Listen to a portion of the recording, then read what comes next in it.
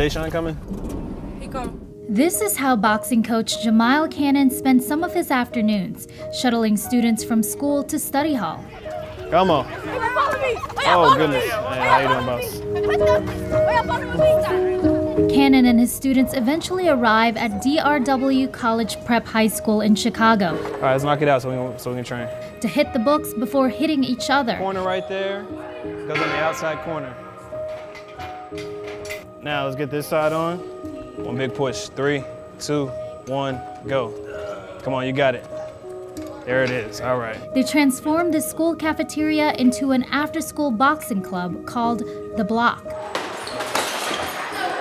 After an injury, Cannon, a former boxer and teacher, started The Block, a nonprofit after-school program that runs 5 times a week during the school year. It's run by a one-person staff, Cannon, and about 30 volunteers. When I first started, I was not comfortable.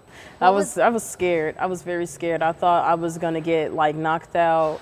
That was not the case. Mr. Cannon took that in consideration. He made it a lot easier for me. There are a few girls in the class. Diana Page is a regular boxer at The Block, unlike 12-year-old Janiyah Davis, who is taking this class for the first time. My mom forced me to.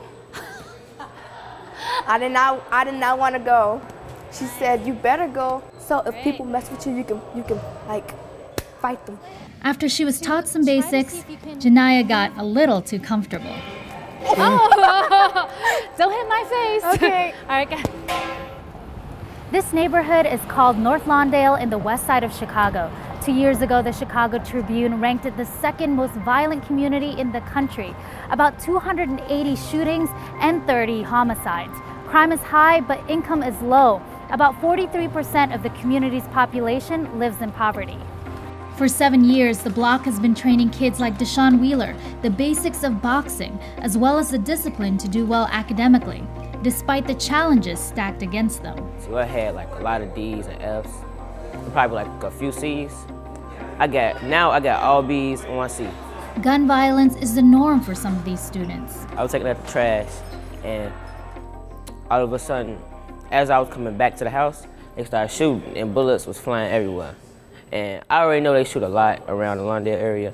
I already know, but bullets started flying, just flying. Diana is worried about the violence. She lives in a neighborhood close by. My worry and my mom's worry of me getting like hurt, like not here at boxing, but like out in the streets while I'm on my way here and on my way back.